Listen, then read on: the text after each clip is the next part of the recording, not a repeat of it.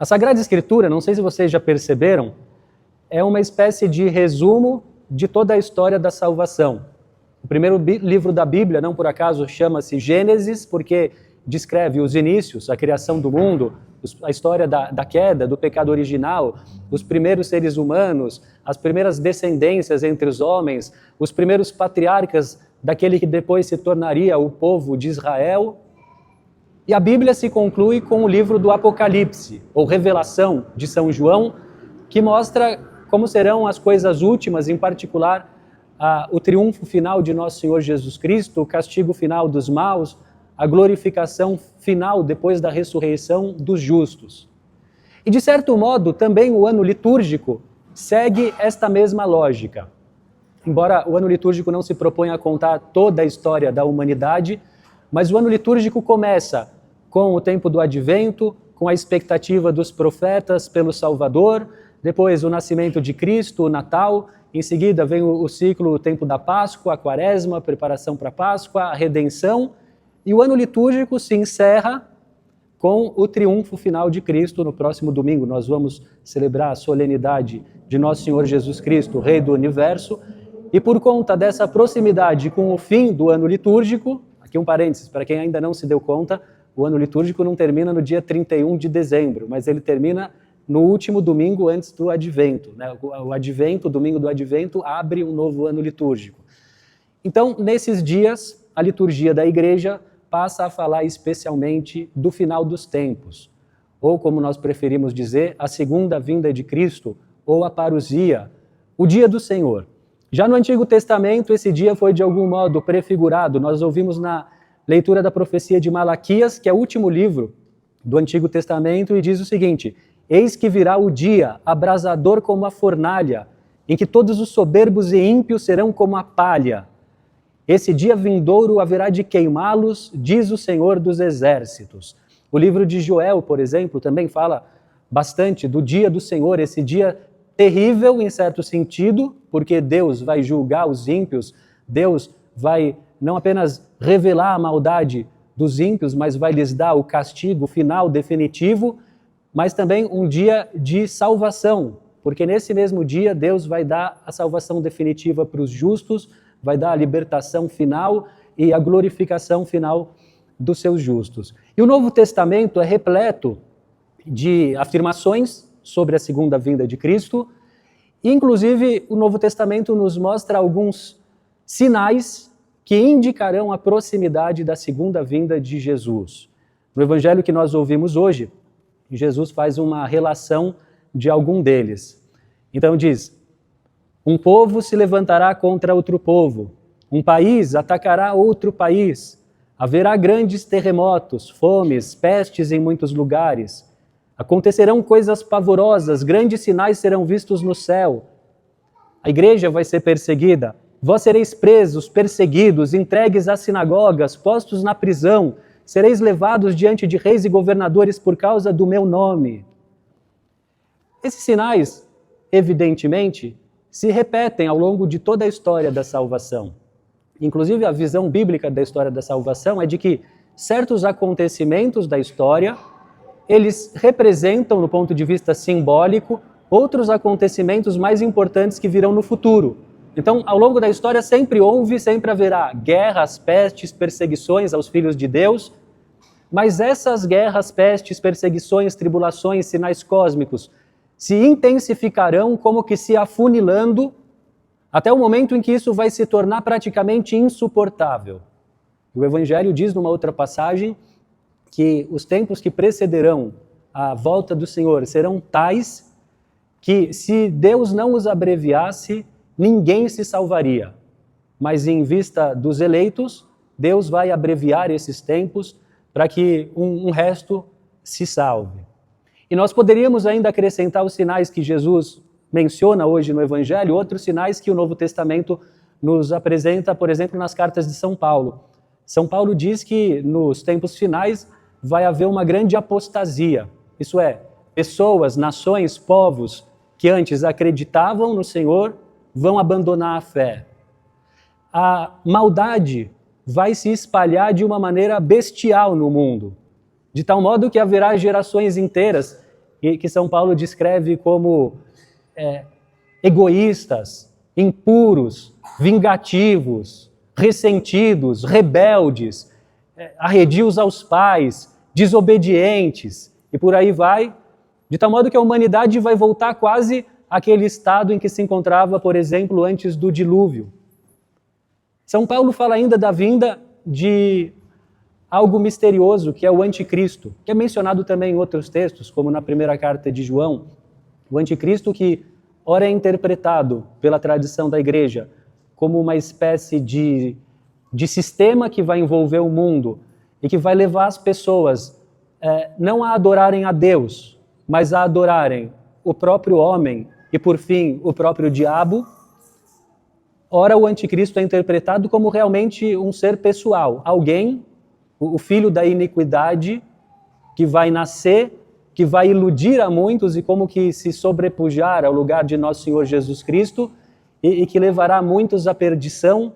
O fato é que esses acontecimentos são misteriosos, como tudo que diz respeito à parousia, e Jesus nos deixa alertas para a sua vinda e, ao mesmo tempo, nos proíbe de conjecturar quando isso tudo acontecerá. E no Evangelho de hoje, Nosso Senhor é explícito ao dizer: cuidado para não ser desenganados, porque muitos virão em meu nome dizendo, sou eu, e ainda, o tempo está próximo, não sigais esta gente. E em outra passagem, Jesus diz que ninguém sabe quando será a sua segunda vinda, nem mesmo o Filho, somente o Pai. Essa ênfase do Senhor é para que ninguém ouse afirmar. Então, uma profecia que diga, o fim dos tempos vai acontecer no dia tal, o fim dos tempos vai acontecer nesta geração, o fim dos tempos vai acontecer quando fulaninho fizer isso e aquilo. A igreja, a princípio, repele tudo isso, porque Jesus não quis que nós soubéssemos, porque não convém que nós saibamos. Assim como não convém que nós saibamos quando é o dia da nossa morte.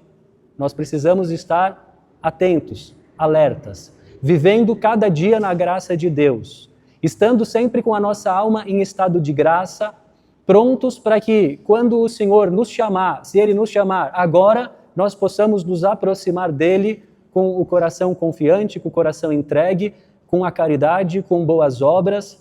E sobre isso se conta da vida de São Domingos Sávio, um pupilo de São João Bosco, que morreu muito jovem.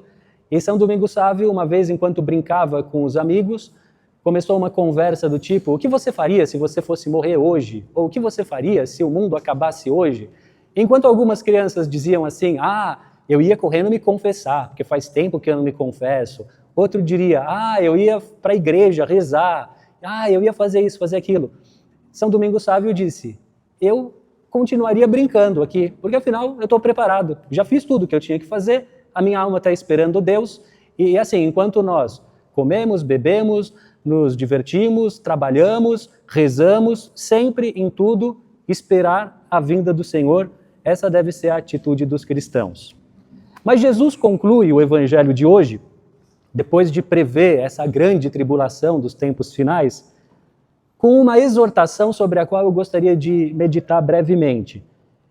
Ele diz, vai acontecer todo esse mal, vai acontecer toda essa dificuldade, e é permanecendo firmes que ireis ganhar a vida. Permanecendo firmes, ireis ganhar a vida. Essa exortação é traduzível de outras maneiras. A Vulgata, por exemplo, diz que é na paciência que possuireis ou ganhareis as vossas almas. Literalmente, o texto grego diz, é na paciência ou na perseverança que possuireis ou adquirireis as vossas almas. Com isso, Jesus quer nos dizer da necessidade de nós suportarmos com paciência as adversidades. Veja, eu não me refiro apenas à tribulação final, também. Não me refiro apenas à tribulação que nós vamos ter que atravessar no momento da nossa morte, quando nós vamos enfrentar a última luta, a última agonia para deixarmos esse mundo, também.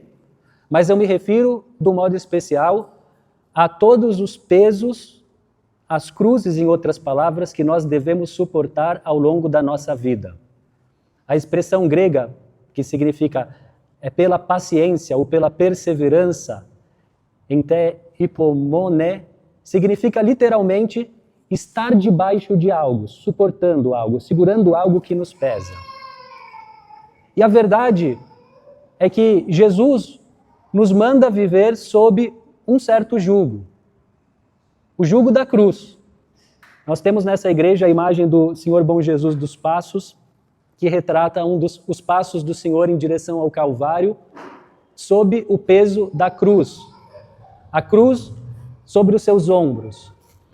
E Jesus faz o convite a cada um de nós que é batizado e que o ama, que é o seguinte: se alguém quiser ser meu discípulo, renuncie a si mesmo, tome a sua cruz e me siga. E Jesus promete: o meu jugo é suave, o meu peso é leve. Mas o fato é que Ele vai nos salvar, não somos nós que vamos nos salvar. Você não vai se salvar porque você é bonzinho, porque você é simpático. Você não vai se salvar porque você conhece a doutrina católica de cabo a rabo e é capaz de ficar discutindo sobre ela, especialmente na internet. Você não vai se salvar. Eu não vou me salvar porque eu vou rezar simplesmente a missa bonitinha. Espero que eu faça isso por amor a Deus, com sinceridade. Mas nós não vamos nos salvar pelo que nós somos, porque nós somos bons, inteligentes, interessantes, limpos, piedosos. Deus vai nos salvar através da fé, através da caridade de Cristo, através do perdão que Ele nos concede no batismo, na confissão, que são a aplicação concreta da redenção que Jesus realizou de uma vez por todas na cruz e que se renova na Santa Missa. Deus vai nos salvar e nos pede uma cooperação da nossa parte. Qual é essa cooperação? É o assentimento da nossa fé, é o arrependimento sincero dos nossos pecados, o desejo de fazer a vontade dEle e carregar diariamente a nossa cruz, ou seja, suportar com alegria, com paciência, com gratidão, o peso que, repito, será sempre suave, perto do peso que o Senhor carregou por nós, que recairá sobre as nossas costas. Se você quer formar uma família, prepare-se para carregar um peso sobre as suas costas, mas é um peso suave. E eu garanto, e tenho certeza que todos aqui que têm uma família e que sabem muito bem o que comporta isso de sacrifício, de esforço, de atritos, de conflitos, que esse peso suave de formar uma família, cuidar de uma família corporalmente, espiritualmente, é muito mais doce do que o peso da solidão, do egoísmo, do pecado, de uma vida sem sentido, sozinha, voltada para coisas materiais. Se você quiser seguir uma vocação, buscar a Deus de todo o coração, se quiser ser sacerdote ou mesmo ser um cristão coerente, você vai ter que carregar um peso especial. Inclusive porque quanto mais você amar a Deus, quanto mais você conhecer a Deus, mais você vai sofrer, seja com os seus próprios pecados, seja com o mal que existe no mundo, que você vai ser mais capaz de reconhecer, perceber, e não é por isso que você vai cair no desespero, na amargura, no ceticismo, no cinismo. Se você quiser trabalhar, fazer uma carreira profissional, empreender, realizar algo que você gosta, que você deseja, você vai ter que carregar o peso nas costas. Não é, obviamente, um peso sem sentido, um peso para ser carregado com lamúrias, mas você vai ter que amar o cotidiano, a repetição, você vai ter que aceitar fazer coisas que você não gosta, lidar com pessoas que você não escolheu, que você não quereria ao seu lado, vai ter que aceitar, aprender a levar com uma certa naturalidade injustiças que sempre vão aparecer, maiores ou menores. E uma das características das vidas dos santos e de pessoas piedosas, eu, graças a Deus, Deus me deu a graça de conhecer um punhado de pessoas assim, e que mostram que alguém realmente vê as dificuldades da vida como a cruz, o peso a ser carregado, o peso suave de Cristo, uma ocasião para viver a paciência, é que nós consigamos levar esses pesos do cotidiano com serenidade, com esperança. Sobre isso eu falo assim com bastante franqueza. Nós hoje temos muitos maus exemplos, mesmo entre cristãos, sobre como é que se enfrentam as adversidades. Talvez alguns de nós tenhamos crescido em ambientes profundamente desestruturados, em que nós nos habituamos a ouvir, até dos nossos superiores, a ouvir dos pais, a ouvir dos outros, reclamações, lamúrias, desespero, as pessoas que descontam os seus aborrecimentos uns nos outros, que fazem tudo com má vontade. E esse tipo de comportamento pode ir se impregnando um pouco no nosso interior, no nosso coração, sem que nós nos demos conta. Mas a verdade é que o modo cristão de carregar a cruz é um modo sereno e um modo dentro do possível silencioso. Atenção, isso não quer dizer que você nunca vai reclamar. Isso não quer dizer que você nunca vai se aborrecer e que você vai estar sempre sorrindo. Cuidado, às vezes as pessoas fingem um pouco exteriormente estarem muito bem, quando por dentro estão se corroendo. Mas nós cristãos vemos as dificuldades, adversidades, sofrimentos, injustiças como a cruz. Isso quer dizer, nós acreditamos que tudo que acontece possui um sentido, que todo sofrimento receberá a sua consolação, que toda a dor vivida nesse mundo vai ser um motivo depois de glória, que tudo aquilo que não estava nos nossos planos possui um porquê. E isso não é autoajuda, isso é a apreciação da realidade conforme as palavras de nosso Senhor Jesus Cristo, conforme o que foi a própria vida do Senhor, conforme o que foi o mistério da sua encarnação, que se fez homem, se fez filho do carpinteiro, não foi ouvido sequer pelos seus compatriotas, foi rejeitado na sua própria terra, foi tomado por louco, por possuído pelo demônio, foi crucificado num tribunal injusto e carregou a sua cruz com serenidade, sem murmurar, sem reclamar, sem amaldiçoar. Ao contrário, enquanto era amaldiçoado, bendizia, enquanto era condenado, perdoava, enquanto era assassinado, nos transmitia a vida. E nós precisamos pedir a Jesus a graça de, repito as palavras do Senhor, permanecer firmes, permanecer na paciência, na perseverança. Não contamine o ambiente da sua família com a sua amargura.